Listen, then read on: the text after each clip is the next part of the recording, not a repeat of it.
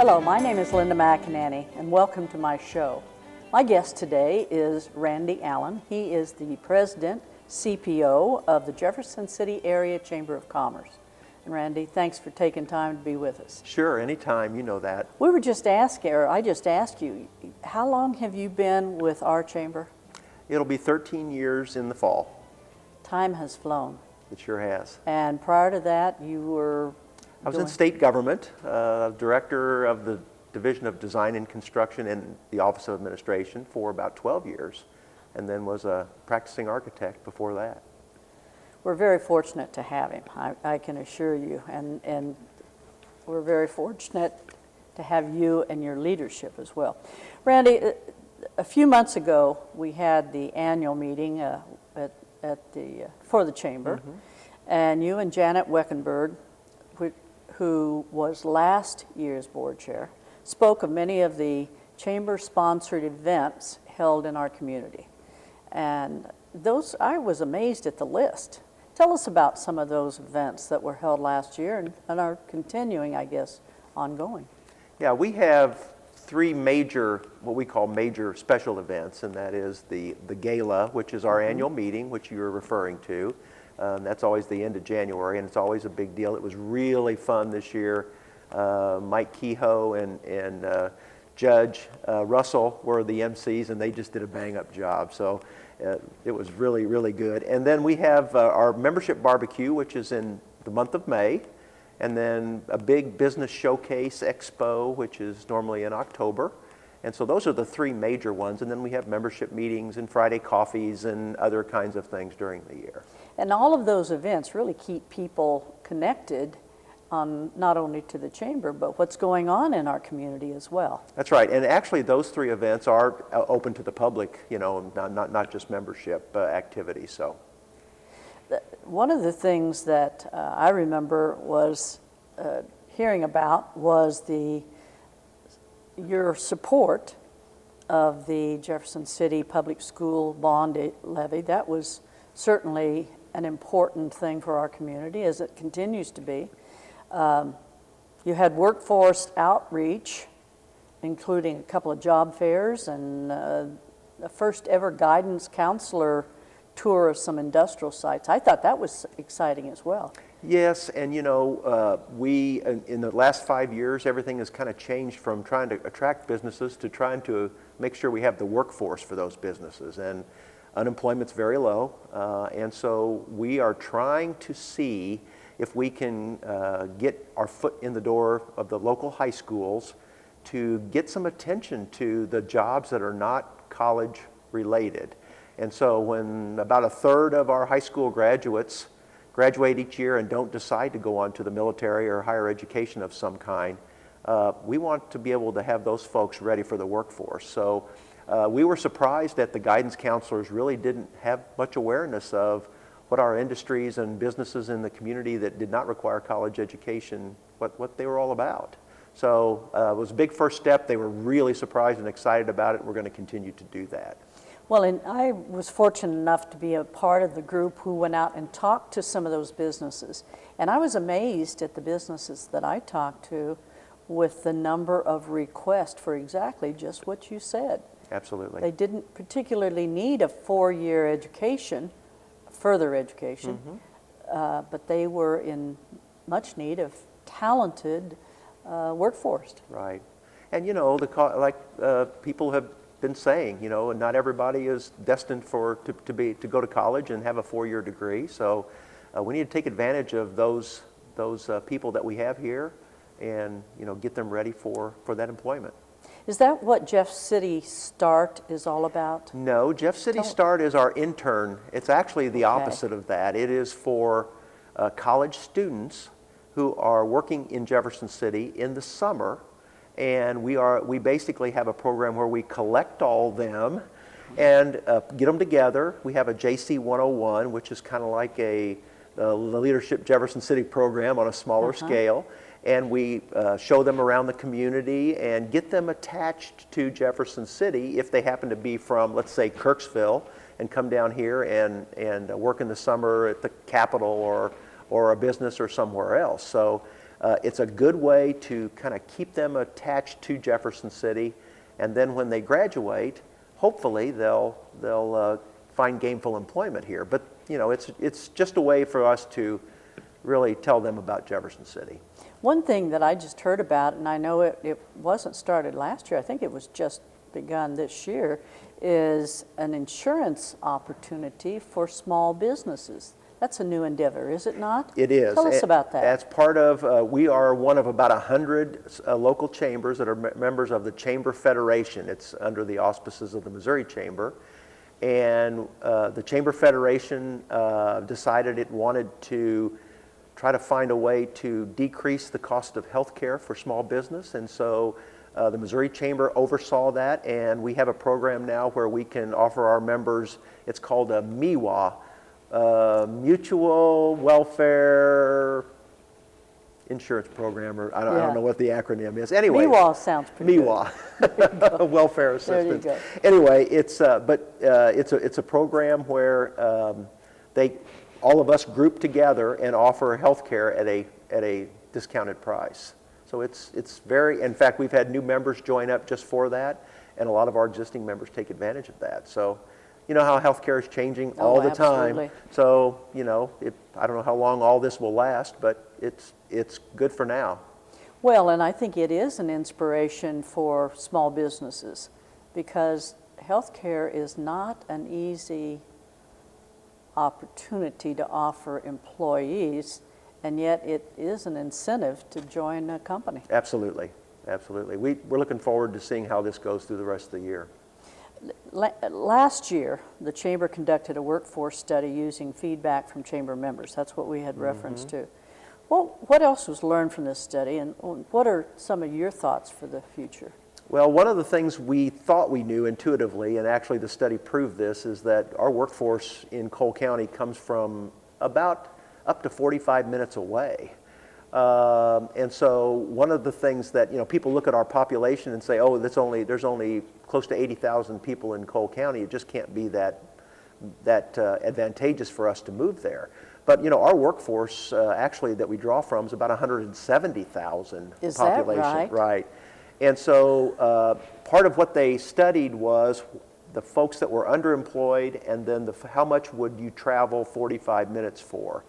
And so there is an opportunity to, again, keep taking advantage of that workforce that is in the surrounding counties. About how many companies were involved with that study? Do you have any idea, or approximately? 24 companies. Is that right? Yeah, Okay. and then they actually called, you know, employees, potential employees, and actually surveyed them as well. So you got a pretty good cross-section of answers about opportunities. Absolutely, and it was specific to us. It's not something you can go on the, you know, Bureau of Labor Statistics or something and kind of get those kind of statistics. This was actually tailored for our workforce and our employers. Yeah. Speaking of statistics, I encourage you all, if you need more information about the Chamber, you can obviously pick up the phone and call 634-3616. That's area code 573. But also, the Chamber has a wonderful website. It's www.jeffersoncitychamber.org. And the reason I just thought of it is there's some very good statistics on that website about the demographics of our community and the demographics of the businesses, really, and the population and many other things. Right. Now, the Chamber has been involved with properties and land, and recently one of those, the land properties, was just sold, and the VA is building a new clinic. Is that correct? Right. We have some property on Edgewood Drive that we've had for a long time. It was really kind of going back to the history that some people might enjoy. In the early 90s, state government was considering moving some of the departments to other communities in state government, which we didn't like very much. No, I can imagine. Yeah, and so one of them was the Department of Revenue, and they were talking about trying to move Department of Revenue to Columbia. And so the Chamber got on its horse and bought some land and actually encouraged the city to build Edgewood through there. And we kept that land for a while, thinking that we would donate that to the state for the purpose of, to expand Department of Revenue. Obviously, that was one of the reasons. And so we just, obviously, that's kind of come and gone. So we sold some of that commercial land and are using it to doing some of our work out in our industrial park. Not to be critical, but why would they want to relocate a large department like that? Oh, it was politics. Oh, okay. I mean, it was more of a threat than reality, I think. Yeah. But, we took it seriously, and obviously that was before my time as the chamber president. But it was taken seriously. Oh, I can imagine. And it could not be an easy thing to. I mean, it would be a concern to our community, oh, not goodness. only with the revenue of the employees living here, Right. but also their relocation as well. Absolutely. So, wow. Well, we're going to take a break right now. When we come back, we're going to talk about what's happening this year and the excitement of the 125th, I'm going to say, birthday of our chamber. Stay with us. We'll be right back.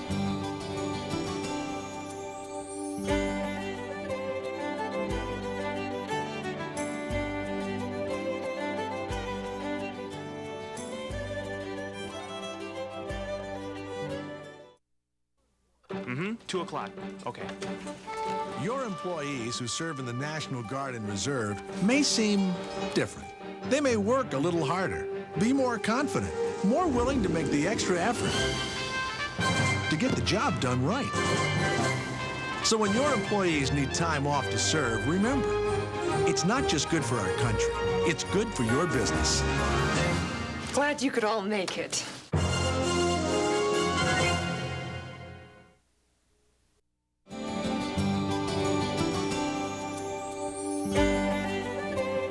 Welcome back, and thanks for staying with us. My guest today is Randy Allen.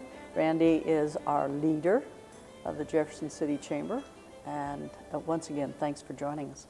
Yeah. We talked about all the things that have taken place last year and previous year, but we're celebrating this year, and I happen to have, I wish you all could see this, it's a wonderful image of our existence, the Chamber's existence for 125 years. It has some wonderful history. Mm-hmm. Tell us about it, some of it. Sure. Well, You haven't been around that long. Yes. It's anecdotal, obviously. 125 years ago, several business people in the community got together and formed the Jefferson City Commercial Club. And that was the entity that came before the Chamber. But their sole purpose at that time was to construct a bridge across the Missouri River. Think about this. There wasn't a bridge across the Missouri River. Not one? Not one bridge. Well, I think east and west somewhere. But obviously that hurt commerce quite a bit, sure. even in the late 1800s. And so the ferry was the only way to get back and forth. And so the group put some money on the table and actually put a corporation together and actually bonded the construction of a bridge. And it started there where Bolivar Street is, where the Rotary Centennial Right, Park is, right. and went across the river. And it was a toll bridge. And so the toll bridge was stayed in place for about 20 years. And then the next thing the Chamber, as the Chamber of Commerce did at that time, they had an initiative to make the bridge free. And so they collected some more money, obviously, and paid off the debt, and then donated it, gave it to the Missouri Transportation Department, and they operated it as a state bridge.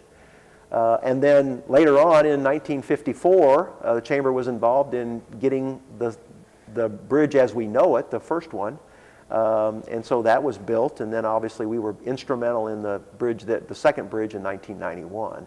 So we have our theme this year, which is the bridge, and it's a bridge from the past to the future. And so, because we've been involved in all 4 of those bridge projects. I can't imagine, and I'm sure you can't imagine either, how we would exist as a community without a bridge getting across the river.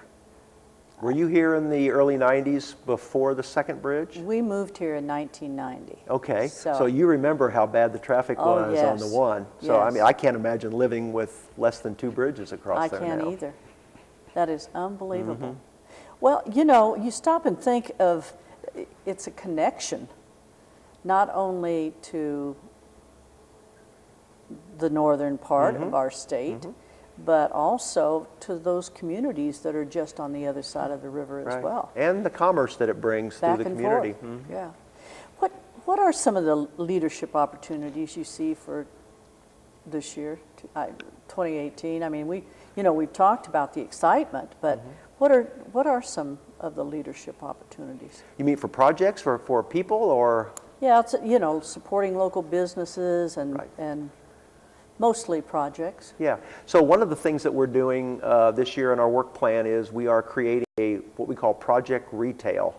And I know everybody's concerned about, you know, the state of retail. You were in that business a long time, and bricks and mortar stores are not doing as well as they were, and online sales are kind of eating into that.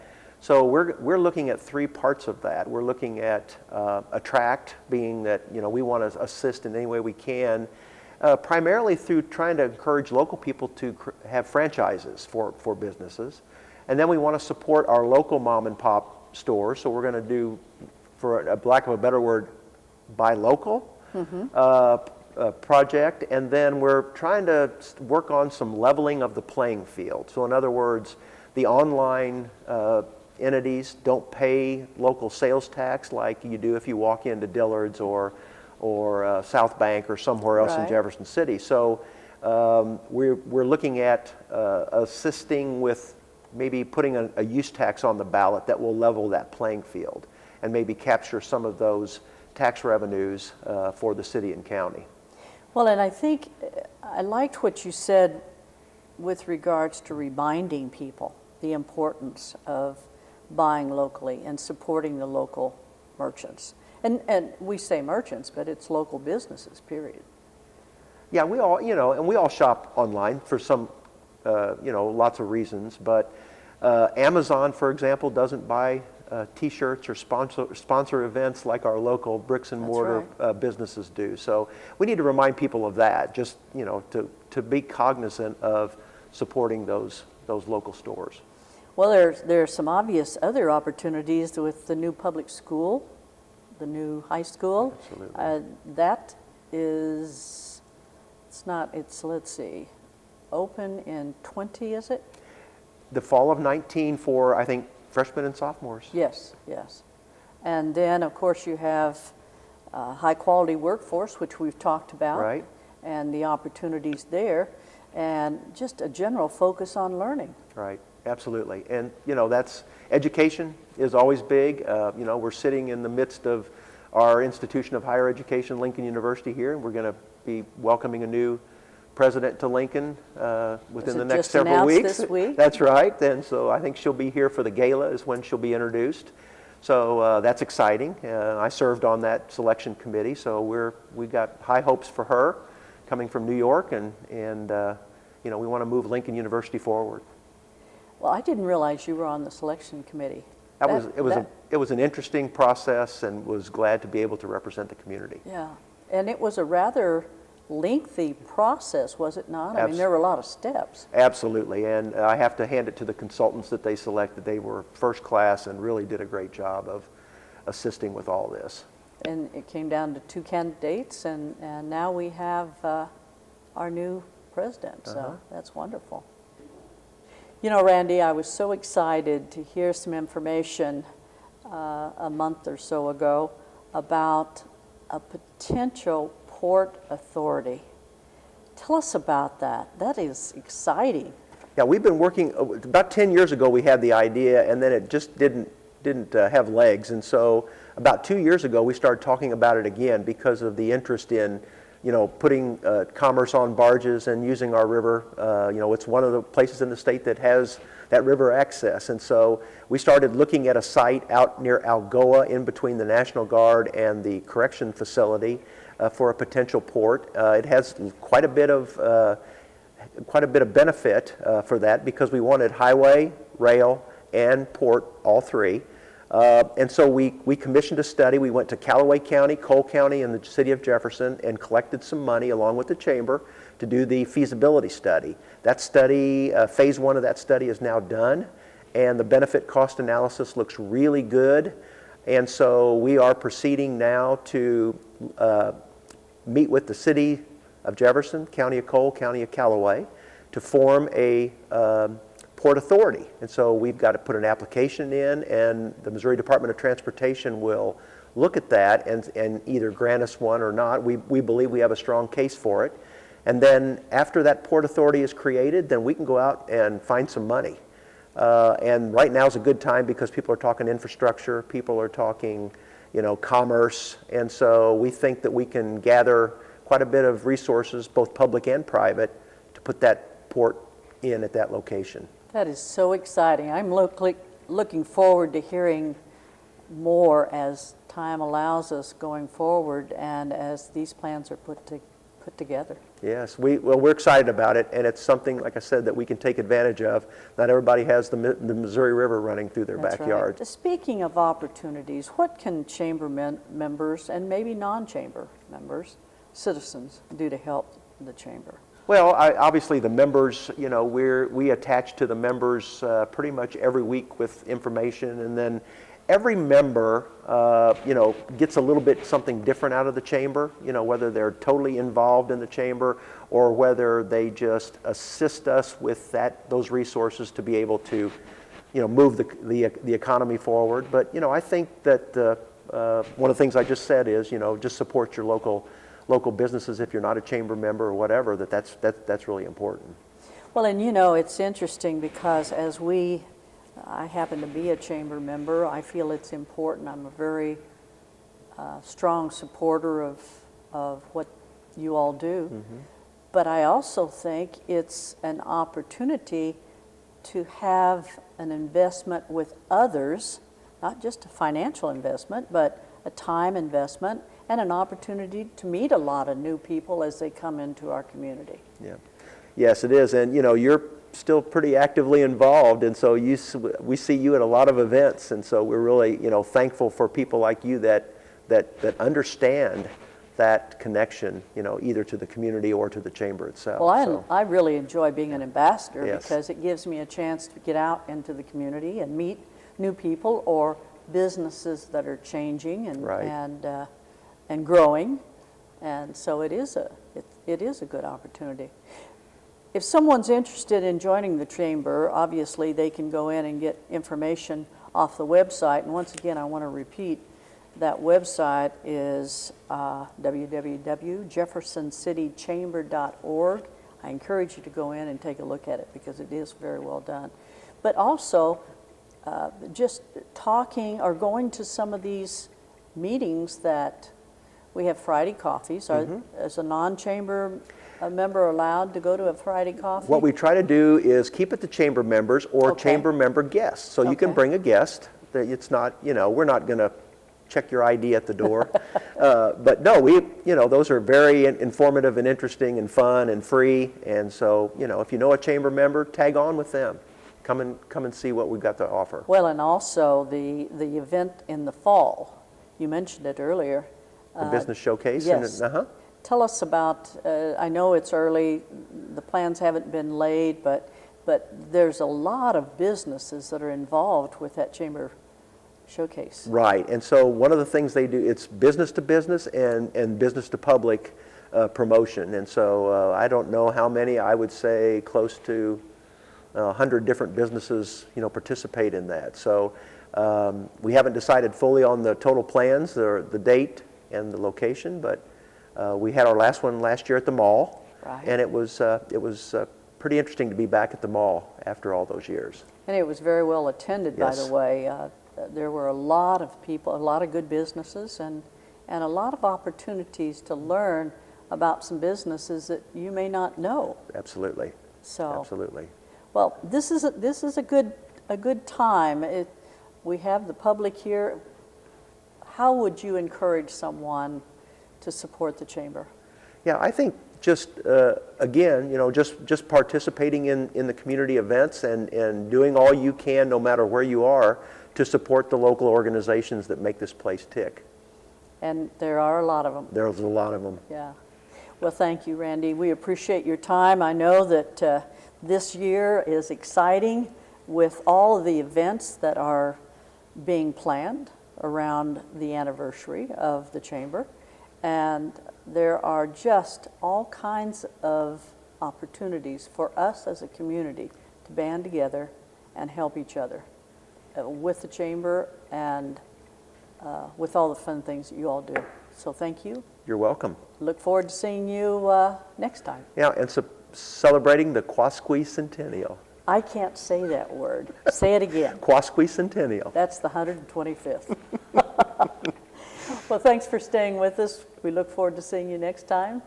Good night and God bless.